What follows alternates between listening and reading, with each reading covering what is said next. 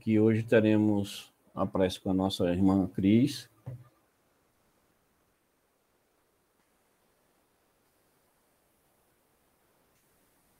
E depois nós teremos, como sempre o fazemos, um exórdio, uma leitura breve para Manelzinha. E aí, na sequência, nós retornamos e vamos estudar essa nova obra que está iniciando na nossa casa hoje.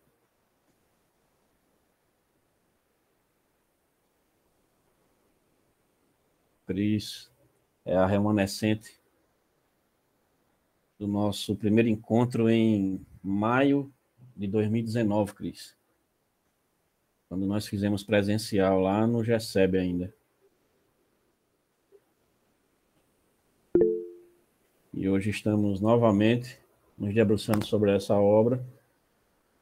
Para aqueles que não conhecem, não têm a profundidade ainda, ou são simpatizantes, ou que querem compreender sem avançar na obra, sem ter a necessidade da leitura do estudo do Livro dos Espíritos, dos Médiuns. E aí, com essa obra aqui, ela já nos orienta, já nos conduz com relação ao próprio nome do título, que é o Espiritismo.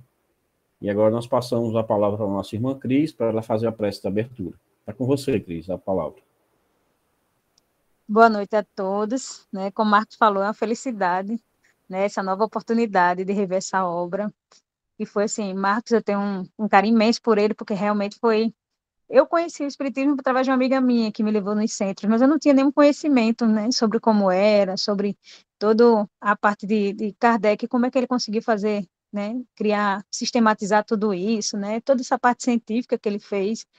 Então, isso tudo foi me passado por Marcos, eu sou muito feliz de poder estar aqui revendo essa obra, participando junto. Então, hoje é um dia de agradecimento, de reflexões. Queria fazer um agradecimento ao Mestre Jesus pela oportunidade, de todo dia nos melhorarmos, através da doutrina. A Kardec pela oportunidade, dessa doutrina que nos faz crescer, todo dia. A nosso querido Eurípides Bassanufo, nosso mentor da casa, e a sua equipe espiritual que sistematiza tudo isso, para que essas noites aconteçam de estudos e os dias presenciais, a mesa mediúnica que também vai acontecer hoje. Então, agradecimento também a toda essa equipe, e que a gente possa ter, assim, o coração aberto e a mente aberta para receber tudo que vem hoje, que nosso irmão Marcos, tem o verbo livre para nos passar todo esse conhecimento, que a gente possa dividir com ele, compartilhar, questões, reflexões, para crescimento da gente, dele, de todos juntos, dos espíritos que estão aqui presentes também, também usufruindo, desses conhecimentos que vai ser passado. Então, eu peço permissão para iniciar os estudos da noite, assim seja. Obrigado, Cris, pela prece. Realmente é um momento de muita alegria para todos nós. Eu e você que a gente iniciou e conviveu presencialmente em um outro momento. Hoje existem muitos fatores que nos trazem mais ainda alegria, E aí passamos para o nosso irmão Manelzinho para que ele faça a nossa leitura do Evangelho segundo o Espiritismo, no capítulo 5. Bem-aventurados os aflitos, item 1 e 2, Manelzinho. Está com você a palavra. Obrigado, boa noite, irmão, seja bem-vindo. Que Deus Pai, Todo-Poderoso, Jesus Cristo, Allan Kardec, Euri Bastante, abençoe todos nós. Aprendamos o jogo de Escritura. Bem-aventurados os que choram, porque serão consolados. Bem-aventurados os famintos e os que têm sede de justiça, porque serão saciados. Bem-aventurados os que sofrem perseguição pela justiça, porque deles é o reino dos céus. Mateus 5, 4, 6 e 10. Bem-aventurado, vai, e seus pobres, porque vós é o reino dos céus. Bem-aventurado vós, e agora tendes fome, porque sereis saciados. Felizes sois vós que agora choreis, porque direis, Lucas 6, 21. Mas ai de vós, rico, que tendes no mundo a vossa consolação. Ai de vós que estáis saciados, porque tereis fome. Ai de vós que agora direis, porque remereis, chorareis. Lucas 6, 4, 24, 25. Obrigado. Deus levar.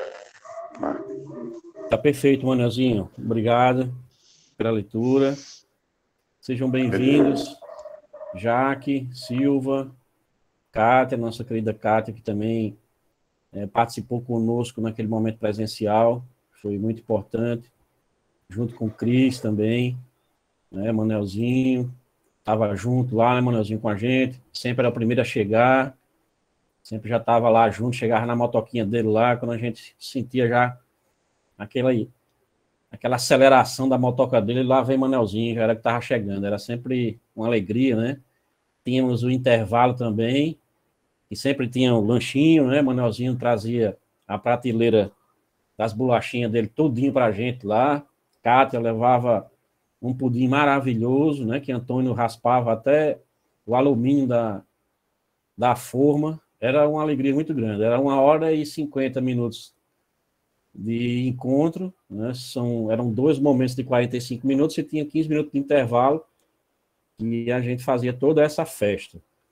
Nós queríamos implantar na nossa casa, né? Estamos com esse projeto de iniciar presencialmente, mas estamos agora usando esse laboratório, né? Vamos assim falar, aproveitando alguns que não têm condições de ir na nossa casa ainda, e diante da necessidade da gente completar a grade, né, de estudos a qual nós nos propusemos, nós estamos fazendo esse laboratório virtualmente, porque assim percebemos que quando estamos nesse formato, aprendemos, todos, de alguma maneira, estão confortáveis nas suas casas e acabam participando, aurindo desses conhecimentos e se preparando mais ainda para, quem sabe, auxiliar na nossa caminhada lá no Safra Luz agora, né? Então, assim, o nosso projeto sair do virtual e ir para o presencial nos sábados, lá no Safra Luz, uma turma à tarde, como a gente fazia, dentro do mesmo horário desse encontro.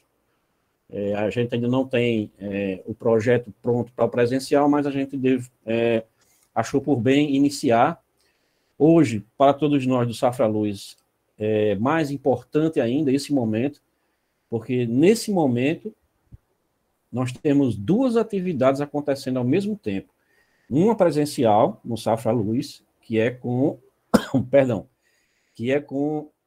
grupo mediúnico, que tem o início dos estudos e depois tem a parte mediúnica, que nós transmitíamos, mas quando houve o término, né, da obra de Manuel Filomeno, que a gente estava estudando, a gente achou por bem, até dentro, né, do contexto que nós percebemos, para ser mais produtivo e beneficiar mais ainda os nossos irmãos, a gente não tem mais a parte aberta virtual do estudo para se concentrar o presencial com todos os nossos irmãos que lá participavam.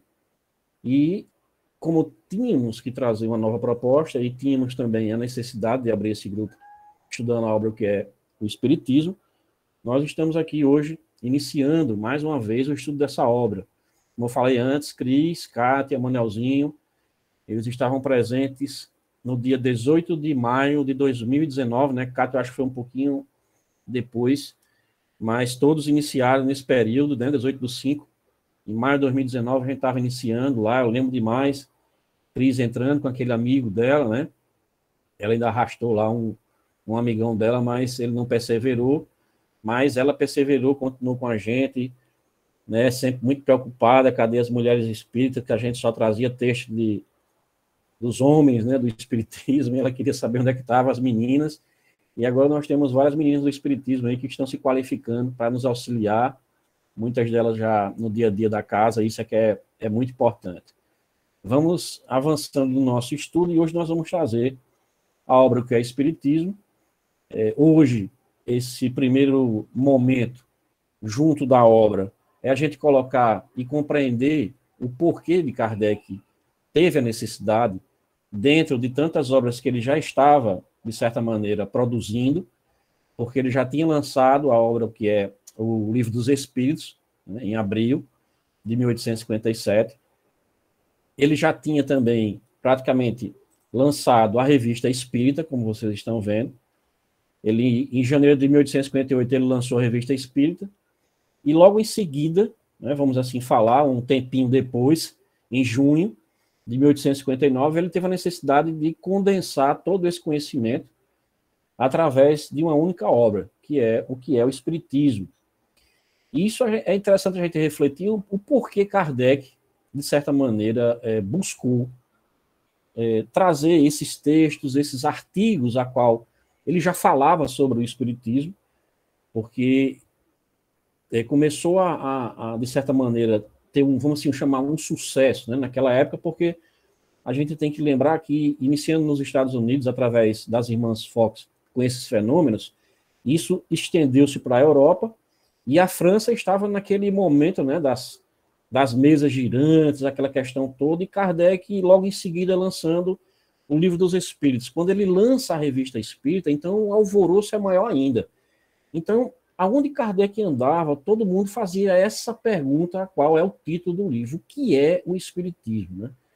E Kardec começou a perceber que isso denotava muito tempo para ele, demandava muito tempo para ele ficar se debruçando sobre essas perguntas e formulando as respostas para todos que lá se encontravam. Então, o que foi que Kardec fez?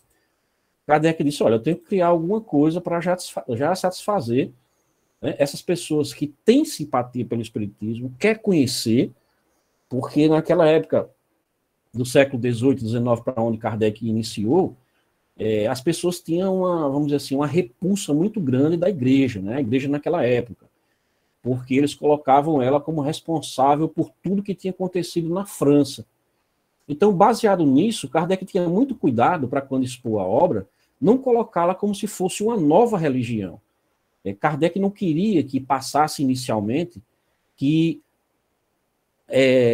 vamos dizer assim, esse projeto, que é o projeto Deus, na verdade, que é uma continuação do Evangelho do nosso Mestre Jesus, que esse projeto não se confundisse dentro daquele momento de tantas outras, vamos dizer assim, religiões que estavam surgindo, seitas, seguidores de A e B. Então ele não queria ser conceituado, nem ser visto o Espiritismo dessa forma.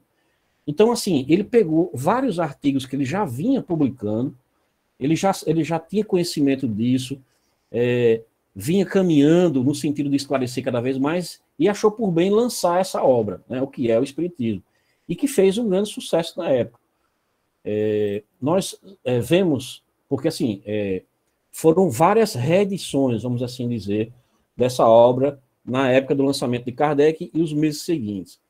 E na Revista Espírita, né, de 1865, em notas bibliográficas, Kardec já pontua, vamos dizer assim, o fechamento da obra em si.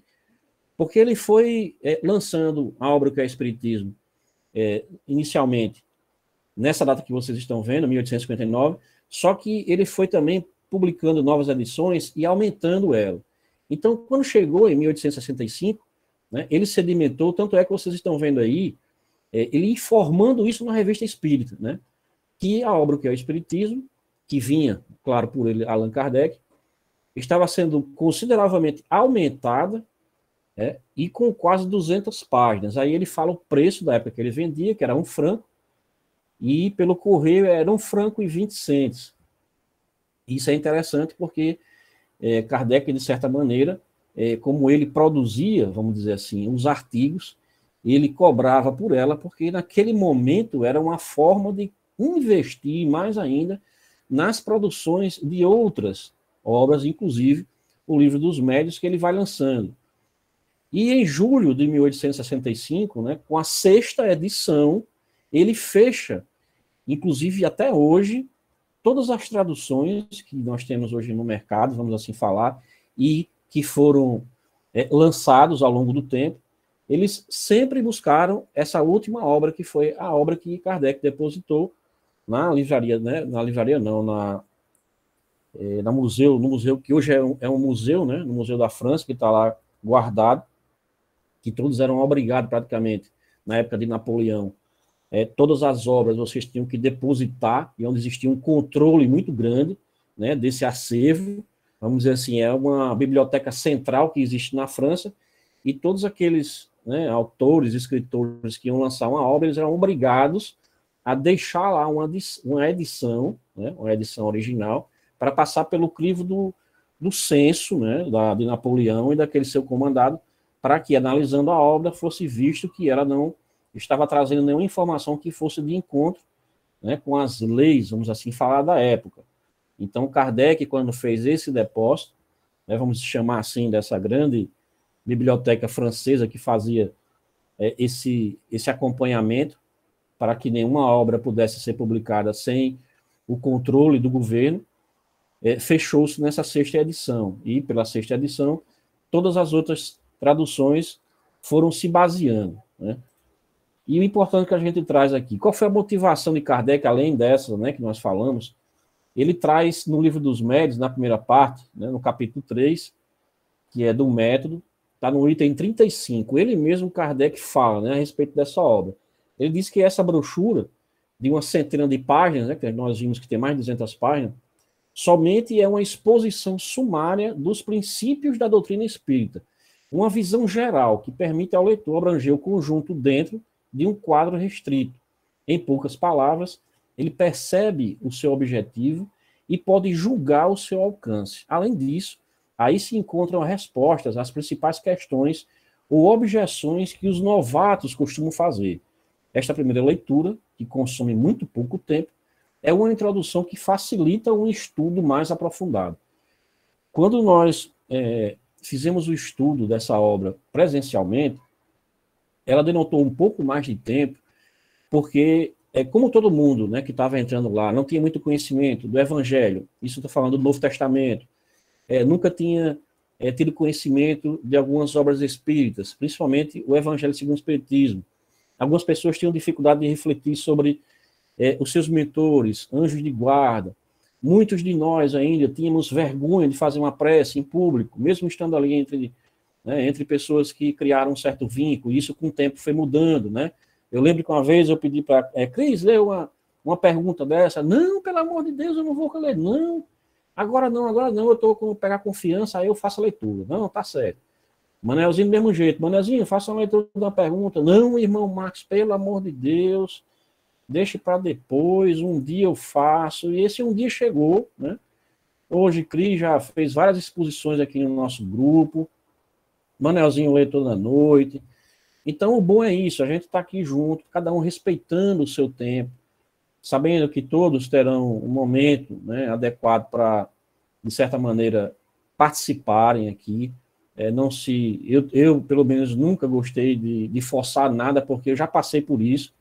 Né? A primeira vez que me chamaram para fazer uma prece em público, eu lembro que eu estava no SEI, que era dezembro, e estava aí, Gabriel, sentado no salão, e o salão do SEI, que quem conhece, é gigantesco, né? Então, chegou o Jussier perto de mim, eram poucos trabalhadores, e ele disse, Marcos, dava para você, vamos lá fazer a prece inicial. Meu amigo, quando ele terminou de dizer o nome prece inicial, eu pensei que meu coração ia sair pela boca. Eu fiquei olhando para a cara dele, né? Aí eu olhei para Gabriel, aí ele disse, Gabriel, aí você faz a prece final. Piorou ainda, ó. Eu e Gabriel, a gente já tinha um tempinho lá no SEIC, mas a gente nunca tinha feito isso, inclusive, quando eu entrei no SEIC, achava que nem se podia rezar o Pai Nosso, né, fazer uma prece do Pai Nosso, porque ninguém fazia. As impressões que nós temos quando chegamos numa casa não conhecemos principalmente as obras, né? Então, quando eu cheguei lá, né, um espírita inexperiente, achei que não podia, né, fazer uma prece com o Pai Nosso, porque ninguém fazia. E a gente ficava com vergonha, caramba, como é que eu vou produzir uma prece do nada aqui, se eu não tiver inspiração, se eu não... Né?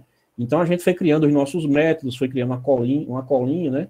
Mas, enfim, eu consegui me levantar dessa cadeira, eu e Gabriel, e a gente foi fazer a prece, né? Um olhando para o outro, né? Eu quase tendo um infarto lá na mesa, olhando para aquele salão enorme, sem saber absolutamente como é que eu ia começar, o que ia falar, como é que ia terminar. Aí eu disse, seja o que Deus quiser, né? Fiquei formulando na hora, assim, pensando.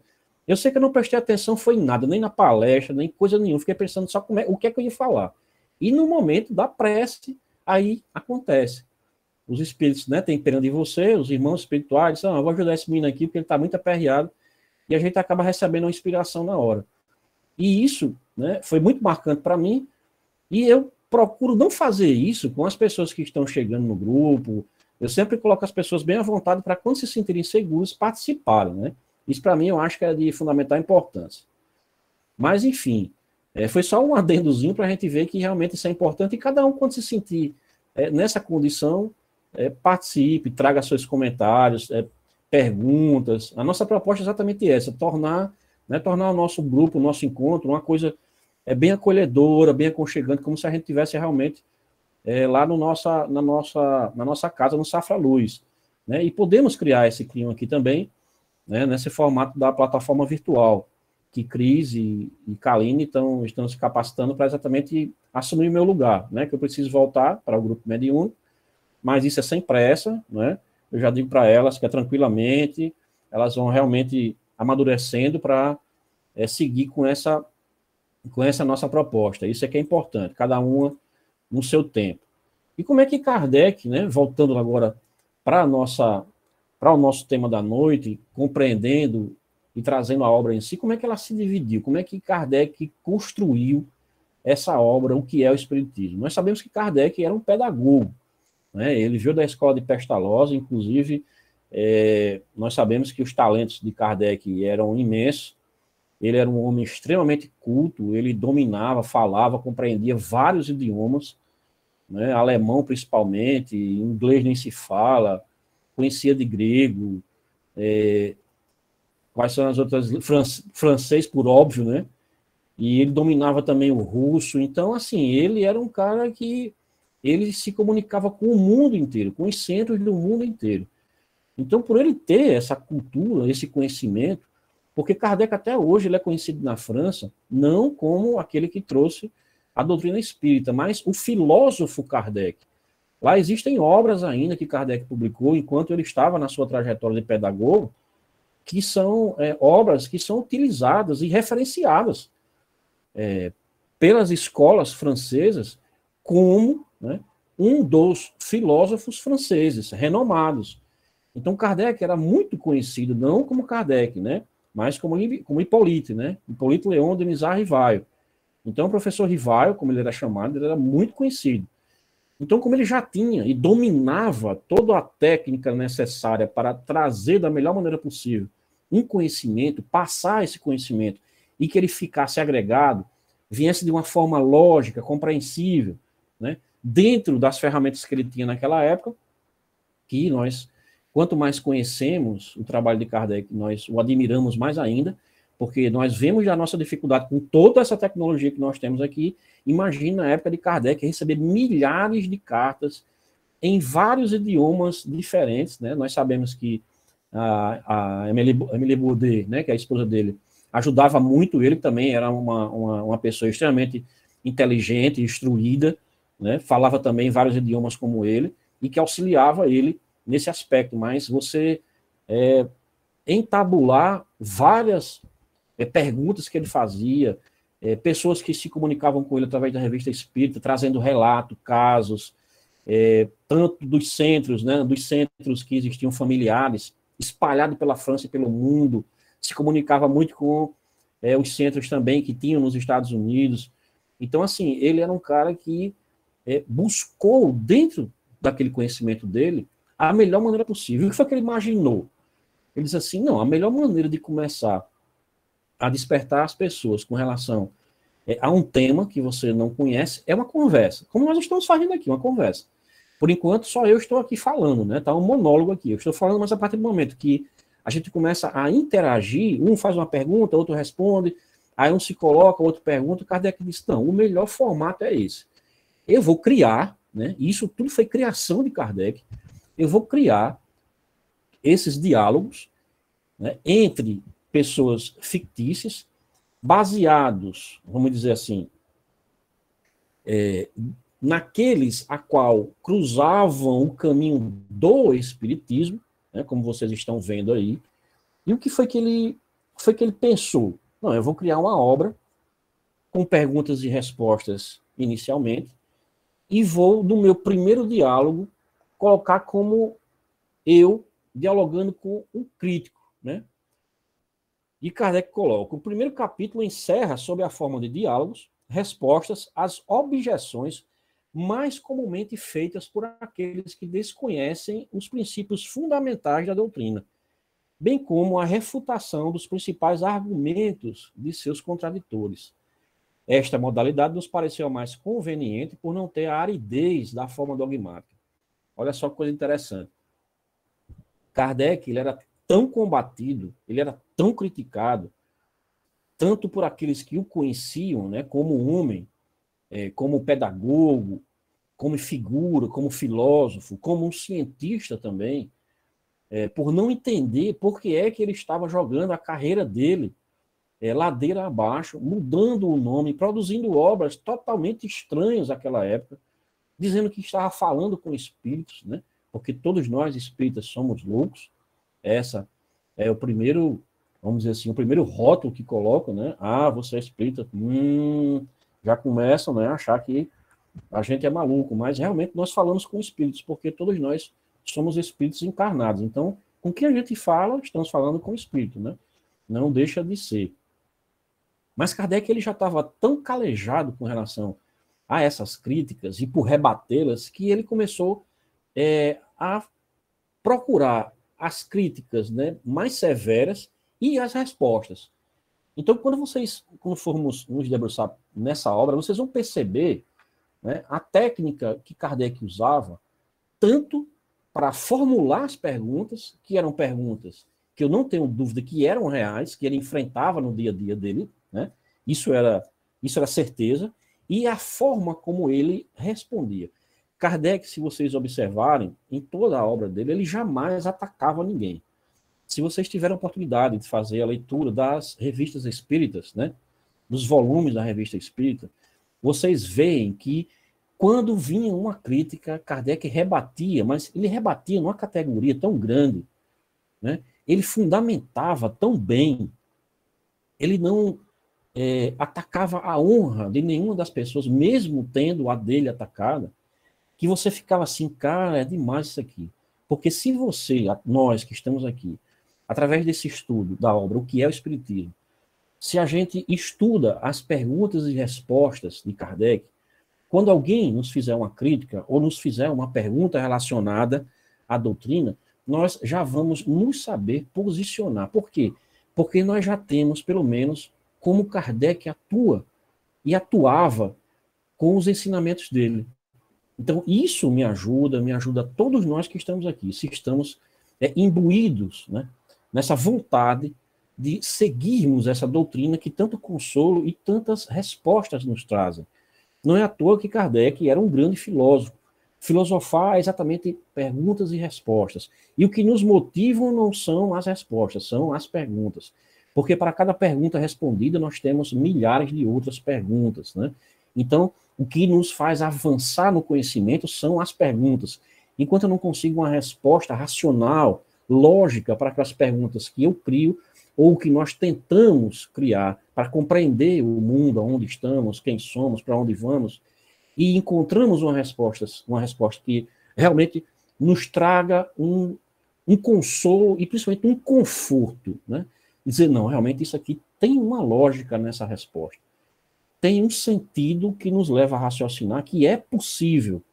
E Kardec fazia isso com brilhantismo, né? Não estamos jogando confete o tempo todo para Kardec, mas é porque quando você estuda essa obra, você olha Kardec dessa maneira, né? Nós sabemos que ele era uma pessoa extremamente inspirada, ele não tinha nenhum, vamos dizer assim, dom mediúnico, que ele não via, não sentia, mas ele tinha uma intuição muito aguçada, porque imaginem, né, todos nós aqui, produzindo uma obra dessa e recebendo as interferências que a mediunidade provoca, né, principalmente um sono, né? De repente você começa a ter uma sonolência, imagine Kardec com uma sonolência dessa, né? Eu tenho que me trabalhar muito quando eu começo a me debruçar sobre essas obras, porque vem uma fadiga, um sono, uma coisa que eu tenho que parar, fazer uma prece e perseverar, porque às vezes nós sintonizamos com os nossos irmãos que não querem que a gente avance, né, dentro desse nosso estudo.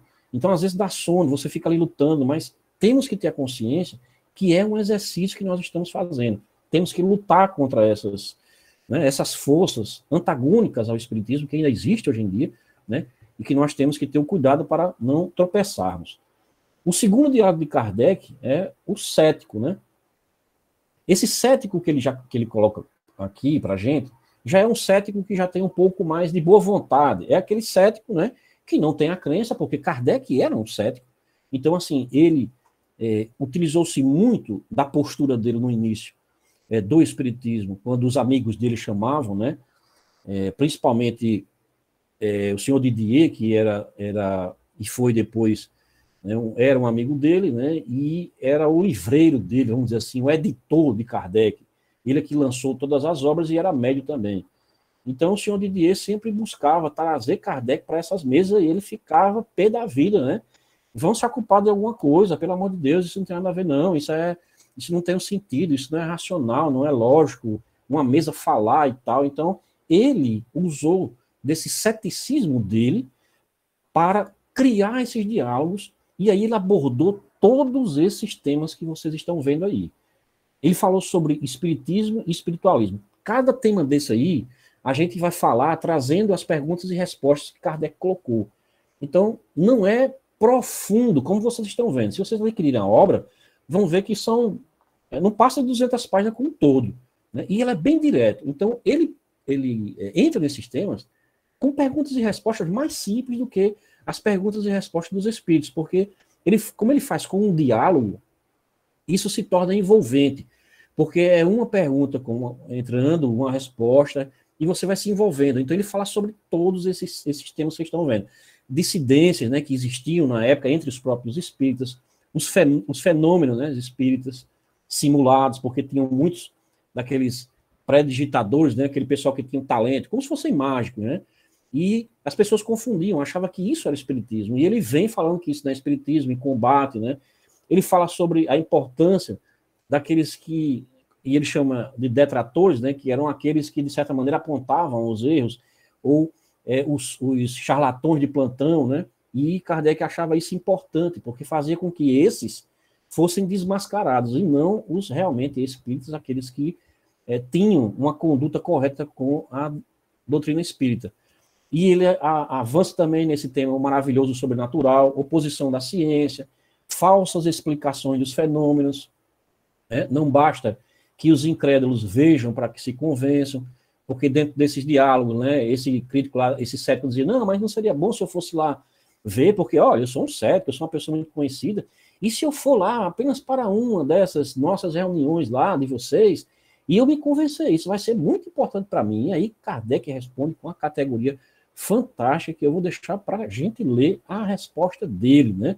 Que ele coloca sempre aqueles que vão de encontro, ou que vêm com subentendido, ou com algo a mais que não está ali, vamos dizer assim, nas primeiras intenções, né? Kardec já bota para ele que diz, eu estou vendo onde é que você está querendo chegar com isso, então me aguarde. E aí ele vem com aquela resposta pontual, categórica, sempre respeitando todos aqueles que o interpelavam, né? E ele traz também a origem das ideias espíritas modernas, os meios de comunicação. Aí ele começa a falar nesse tema sobre os médios, né? Os médios interesseiros, como nós sabemos que tinha aquela médium, né, que queria de qualquer maneira que o nome dela constasse, né, ali dentro das obras de Kardec, e Kardec veio dizer a ela que a obra não era dela, era dos espíritos, então ela fica chateada e cria uma desavença com Kardec, e que alguns dizem que Chico Xavier foi uma dessas médiuns interesseiras, né, que eu não estou lembrando o nome dela agora, era uma dessas médiuns que queriam que o nome dela aparecesse. Então, na biografia de Chico, alguns trazem como que ele, sendo essa médium interesseira, e por isso que ele usou, né, e exemplificou tão bem a mediunidade, né? Ele sempre procurava sair das questões do aplauso, do maravilhoso, de como se ele fosse realmente o centro das atenções, né? E tem ali os médiuns e feiticeiros, diversidade dos espíritos, utilidade da prática das manifestações, fala sobre loucura, suicídio e obsessão, que a gente vê no Livro dos Espíritos com tanta profundidade, e estudamos recentemente, esquecimento do passado, elementos de convicção, fala um pouco sobre a Sociedade Espírita de Paris e a interdição do espiritismo. Então, ele avança em todos esses temas, mas de uma forma super tranquila. Então, assim, vocês que já estavam conosco estudando o Livro dos Espíritos, podem ver que alguns temas que Kardec vai abordar de forma superficial, mas com, vamos dizer assim, não a profundidade, mas com a importância que nos toca, bem correlata com a profundidade da obra, a qual deu margem ao aprofundamento. Então, aquele que não conhece nada do Espiritismo, quando se debruça sobre esses temas, fica curioso. Cara, será que tem algo mais? Como deve ser? Será que tem mais alguma informação que possa ser legal? Aí você pega, eu vou ler o Livro dos Espíritos. Aí você vai e começa a se envolver com a obra, que é isso que Kardec queria. Despertar a curiosidade, que se a pessoa quisesse se aprofundar, ele teria as obras. Se não, ele parava por aí mesmo. Né? E aí Kardec cria um terceiro diálogo, que é o padre. Né? E o Kardec foi muito combatido pela igreja. Nós sabemos que teve o Alto de Barcelona, onde aquele abade lá, aquele bispo lá, um arcebispo da igreja de Barcelona, né, ele mandou uns livros lá para a Espanha, e nós sabemos o quanto a Espanha foi cruel, né, na Inquisição, e é um dos referenciais, junto com Portugal também, da forma violenta com que eles combatiam isso. Sabemos que essa época aí não foi vamos dizer assim, o olho do furacão da Inquisição, mas ainda existiam, né, requisitos ainda dessas perseguições. Então foi exatamente nesse Alto de Barcelona que foram queimados todos aqueles livros. Kardec mandou um monte de livro para lá, né, que tinha um livreiro, amigo seu lá, que tinha uma livraria, encomendou para o senhor Didier, que era o editor dele, caixas e mais caixas de livro, e Kardec resolve, né, de certa maneira, combater. Então ele procura, de certa maneira, o governo, para que o governo se posicione. Ele tenta colocar essas obras como obras francesas que estavam sendo queimadas, tentou criar uma questão diplomática, mas tudo isso, a espiritualidade chegou para ele e disse: Kardec, não faça nada, isso vai beneficiar o espiritismo, deixe queimar. E exatamente foi isso que aconteceu. Tanto é que Kardec, no momento que isso acontece, ele é levado, né, para Barcelona em espírito, para que ele presenciasse a queima dos livros dele. Né? E nós sabemos que a partir desse momento gerou uma grande curiosidade na Europa toda, porque se a igreja estava queimando, é porque era algo que ia de encontro àquilo que ela pregava. E como naquela época o pessoal estava irado com a igreja, né, porque muito que acontecia na sociedade, eles colocavam como se fosse culpa da igreja, né, e nós sabemos que historicamente, se formos nos debruçarmos deixando as questões religiosas e buscando apenas o estudo histórico, né, documental, nós sabemos que muitas das coisas que aconteceram foram manobradas pelo clero da época, né, da França, né, porque como o rei recebia e o imperador recebiam do próprio Deus na figura, né, daqueles cardeais e os chefes da igreja, o poder para governar vinha de Deus, e assim eles eram colocados, de certa maneira, o povo relegava tudo que acontecia à igreja. Então, Kardec, como ele foi muito combatido, e aí eu volto novamente para vocês, ele sempre que trazia essas interpretações, e quando ele dava a resposta, sempre com muita categoria. Eu trouxe só o início de como Kardec se posiciona com esse abade que já começa a perguntar a ele, né? Só para vocês sentirem. Permite-ei, Senhor, que também vos dirija algumas perguntas, né? Um abade bem humilde. Aí Kardec, né, já coloca: com todo prazer, reverendo, mas antes de responder a elas, julgo conveniente dar-vos a conhecer o terreno em que devo colocar-me perante vós. Antes de tudo, cumpre-me declarar que não tenho a pretensão de vos converter às nossas ideias. Se desejardes conhecê-las minuciosamente, encontrá-las-eis nos livros em que estão expostas. Neles, podereis estudá-las à vontade e aceitá-las ou rejeitá-las. Ele continua, né? O Espiritismo tem por fim combater a incredulidade e suas funestas consequências, fornecendo provas patentes da existência da alma e da vida futura. Dirige-se, pois, àqueles que em nada creem e que duvidam, e o número desses é grande, como bem o sabeis. Os que têm fé religiosa e a quem esta fé satisfaz, não tem necessidade dele. Aquele que diz, creio na autoridade da igreja e me contento com os seus ensinos, sem nada buscar além dos seus limites. O Espiritismo responde que não se impõe a pessoa alguma e que não vem forçar nenhuma convicção. E isso, meus irmãos, a gente sempre procura passar para todos aqueles que estão na casa espírita, para não forçar a barra com ninguém. O Espiritismo, ele não está aqui para tentar, de todas as maneiras, trazer mais seguidores, trazer pessoas, não. O Espiritismo, ele veio, né, através do nosso Mestre Jesus, e João já, de certa maneira, quando traz o seu evangelho, profetiza aquilo que o nosso Mestre Jesus já colocou perante a eles, que ele estava deixando todos eles, mas iria retornar, está em João 13, ali 12, 13, 14, dá uma lidinha ali, que você vai ver exatamente isso que a gente está falando. E quando o nosso Mestre Jesus falou da doutrina espírita, né, através do Consolador Prometido, é para exatamente trazer esses esclarecimentos que as outras religiões não permitem que você raciocine.